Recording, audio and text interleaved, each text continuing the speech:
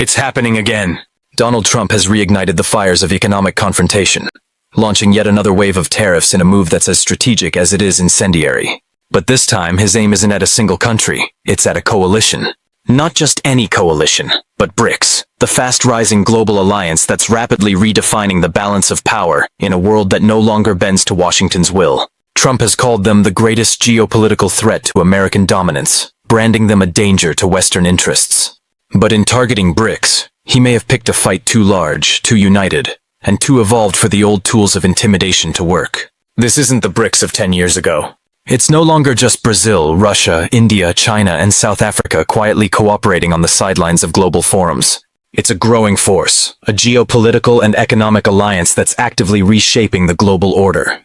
Just last month, Vietnam became the latest country to align with BRICS as a formal partner, signaling yet another strategic win for a group that increasingly attracts those disillusioned with Western dominance. And they're not just joining out of convenience. They're joining out of necessity, seeking a future that isn't dictated by the erratic swings of U.S. policy or the whims of a single man in the White House. But Trump isn't backing down. He's doubling down, threatening massive across-the-board tariffs and escalating his rhetoric to a level unseen since his first term. The response from abroad, however, hasn't been submission. It's been defiance. As the New York Times notes, Trump's economic belligerence is having the opposite of its intended effect. Asian nations aren't caving in. They're expanding their networks, building bridges to one another, and forging alliances that bypass Washington altogether. The post-American world isn't a theory anymore, it's in motion. And while the world reacts with caution, strategy, and adaptation, Trump barrels forward, flames in his wake. But the danger he's unleashing isn't limited to global affairs. It's surging at home as well. The cracks are visible. His base is shrinking. His grip on the Republican Party, once absolute, is beginning to falter. Even among his most loyal supporters, questions are growing louder. Why hasn't he released the Epstein files? What is he hiding? Why won't he allow sunlight into the darkest corners of an elite network he once promised to dismantle? Public sentiment is turning. A YouGov poll reveals that Trump's approval ratings are in freefall. On jobs, on foreign policy, on inflation, on trust in the economy. Every pillar of his platform is collapsing under the weight of his own decisions. The very tariffs he once paraded as the salvation of American manufacturing have become millstones, sinking industries, raising consumer prices, and stifling growth. Investors are alarmed. Economists are waving red flags. The 20-year Treasury yield just surged past 5.04%, the highest it's been in nearly 20 years. Historically, such a spike precedes one thing: recession. And yet, even as warning signs scream from every corner of the economy, Trump presses on, targeting BRICS with all the subtlety of a wrecking ball. But what he fails to grasp is that BRICS isn't cracking under pressure, it's thriving because of it. In Rio de Janeiro, at the 2025 BRICS Summit, world leaders gathered with a sense of unity and purpose that stood in sharp contrast to Trump's erratic bluster. The atmosphere wasn't defensive, it was electric, empowered, optimistic. And it was from the sidelines that Trump, increasingly out of step with the international community, lashed out once again, posting threats on social media, warning of automatic 10% tariffs on any nation that aligns with BRICS. But these weren't the proclamations of a powerful statesman. They were the frantic outbursts of a man watching the world slip through his fingers. Developing nations no longer fear America's bark, and even less its bite. The very tactics Trump is relying on, coercion, economic punishment, diplomatic bullying, are the same ones that led to the creation of BRICS in the first place. The world is tired of being dictated to, tired of being pawns in someone else's game. And at the summit, Brazilian President Lula da Silva captured that sentiment in a single sentence. We are tired of blind subservience to Washington. Brazil is no longer seeking permission. It's forging new paths, new partnerships, especially in the East. Lula made it clear. Brazil's future lies in cooperation, not domination. Mutual respect, not unilateral dictates. While BRICS envisions a multipolar world rooted in shared prosperity, Trump is steering the United States deeper into isolation, clinging to outdated tools like tariffs, economic warfare, and zero-sum thinking. And the fallout is widening.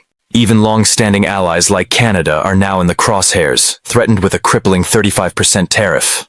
Japan and South Korea, essential to U.S. strategic interests in the Pacific, have already been hit with 25%. These moves aren't tactical, they're destructive. They undermine the very foundations of America's global alliances. And they're prompting a sobering question among world leaders, economists, and even some within the Republican Party. Is Trump trying to weaken America from the inside? Meanwhile, BRICS is building something new, something lasting. As US influence fades, BRICS isn't simply reacting, it's leading. And in that vacuum of Western stability, new powers are rising with purpose. While many still see China as the center of BRICS gravity, it was Brazil that dominated the summit, using the global stage to not only resist Trump's pressure, but to redefine what leadership looks like in this new era. And this wasn't just economic, it was symbolic. Trump's obsession with loyalty has long extended beyond America's borders. He once found a mirror image in Jair Bolsonaro, Brazil's far-right former president. But when Bolsonaro lost the 2022 election and his supporters launched a violent assault on Brazil's capital, eerily reminiscent of January 6th, he didn't prevail. He failed. And now, like Trump, Bolsonaro faces a criminal reckoning. How did Trump respond? By punishing Brazil with a 50% tariff, an act of political vengeance, not policy. It was an attack on a sovereign country's rule of law. And it was one more reminder of a deeply familiar pattern. When allies defy him, Trump retaliates. But Brazil stood firm. President Lula didn't blink. He made it plain.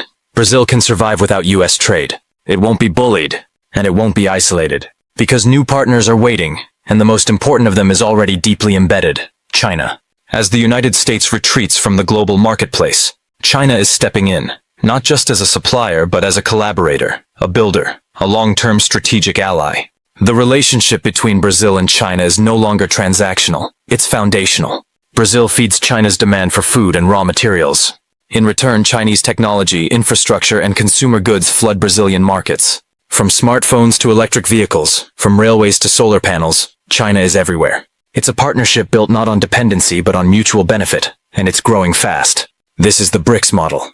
Not the exploitation of the old world order, but a new system based on cooperation, investment, and shared growth. And the numbers back it up. By 2023, China had become Brazil's top export market by a staggering margin, nearly quadrupling the value of exports to the United States. The shift is undeniable, and nowhere is it more visible than in Brazil's automotive industry. What was once a stronghold of Western manufacturers is now being reshaped by Chinese EV giants, reshaping factories, jobs, and supply chains. In just 5 years, Brazil's car market has undergone a revolution. And that revolution mirrors something much larger. A global transformation of power, influence, and possibility. Trump may believe he's isolating BRICS, but the truth is he's isolating America. While he clings to the tactics of the past, the rest of the world is writing a new playbook, one that no longer revolves around the Oval Office. The age of unipolar dominance is ending. A new world is being born, not ruled by one but shaped by many. And as the 2025 BRICS summit made resoundingly clear, BRICS isn't just surviving, it's ascending. The future is already shifting, and the rest of the world is moving on. Once seen as novelty items, Chinese electric vehicles now dominate the roads and showroom floors of Brazil, no longer fringe players in the market, but its undisputed leaders. Companies like BYD have not only entered the scene, they've taken it over, pushing aside legacy manufacturers like Ford, whose long-standing presence in Brazil has all but disappeared. This wasn't just a market shift, it was a symbolic turning point. BYD didn't merely win over consumers with affordable EVs. It physically took over a shuttered Ford manufacturing plant, breathing new life into the dormant factory with advanced robotics, cutting-edge production lines, and a vision for the future that was no longer American. In doing so, it created thousands of local jobs. The plant rose again, but this time under Chinese ownership. It was a resurrection, yes, but a resurrection carried out with Chinese hands, Chinese capital, and Chinese intent. While the United States turned inward, wrapped in its own political paralysis and nostalgic for a past it no longer commands, China moved outward, decisively, efficiently, and with a clarity of purpose. It didn't just offer cheaper goods, it offered better ones. Better suited for the climate, the roads, the realities of the global south.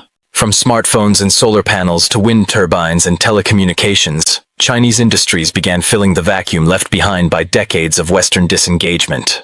But more than that, they brought partnership, not paternalism. Investment, not interference. The playbook was not to lecture but to build, and Brazil was ready. It wasn't just buying Chinese products, it was signing on to a broader vision.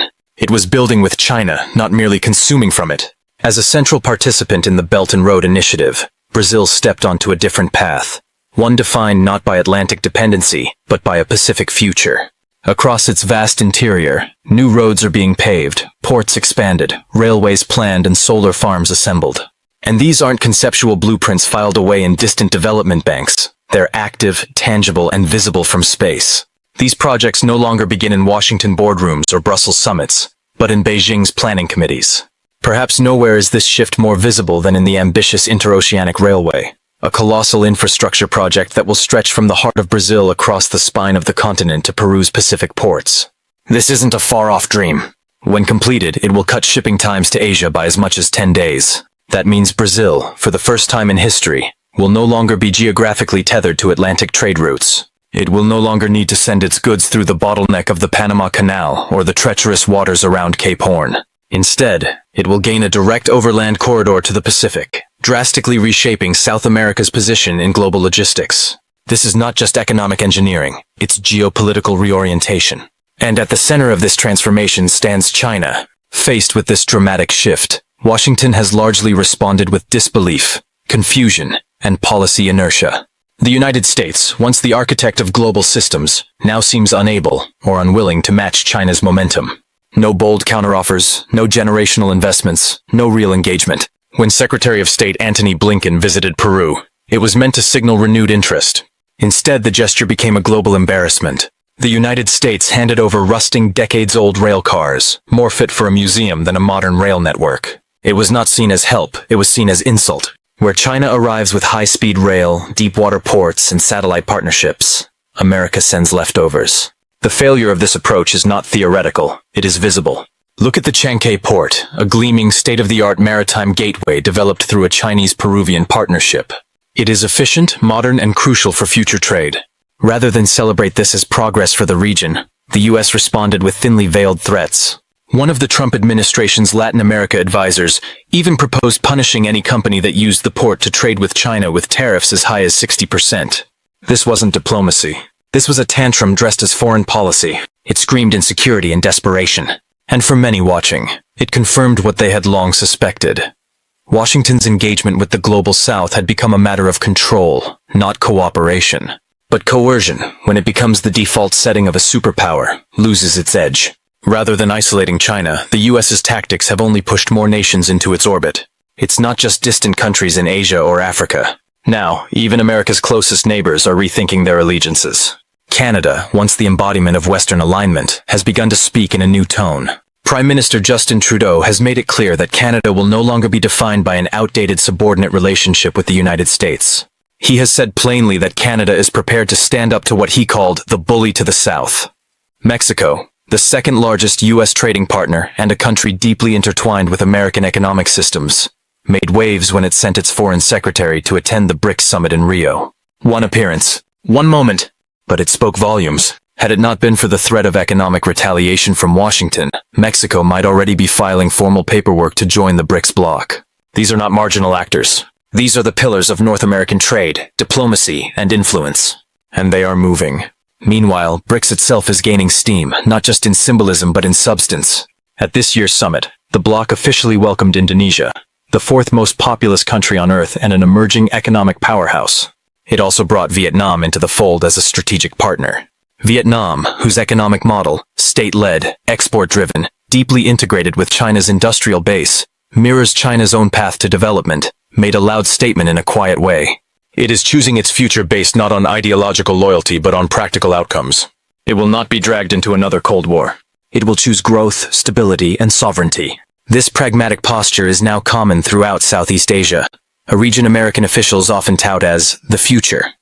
Secretary of State Marco Rubio has spoken in grand terms about the region's strategic importance. But while the speeches have become more emphatic, the substance has not followed. Rhetoric cannot replace railroads. Idealism does not fund infrastructure. And as long as Washington continues to rely on sanctions, trade threats, and zero-sum alliances, it will continue to watch influence slip away. Not because its rivals are perfect, but because it refuses to evolve. China, on the other hand, is not merely outcompeting the United States. It's rewriting the game entirely. The principles are different. Where Washington demands alignment, Beijing offers alignment of interests. Where the U.S. offers aid with strings, China offers investment with incentives. The irony is sharp. The very sanctions and hardline strategies designed to weaken BRICS have, in many cases, hardened it. Each overreach by Washington, each ignored appeal, each condescending diplomatic visit only deepens the appeal of a different world order. One that doesn't revolve around American permission. For many in the global South, the question is no longer what Washington will allow them to do. The question now is, what future serves us best? And increasingly, the answer to that question is found not in Washington, but in Beijing, in New Delhi, in Brasilia, in Johannesburg. Not because they reject the United States outright, but because they are done waiting for the US to recognize them as equals. This turning point did not need to happen. The United States still holds unmatched resources, technological innovation, cultural reach, scientific prowess, and a global network of allies.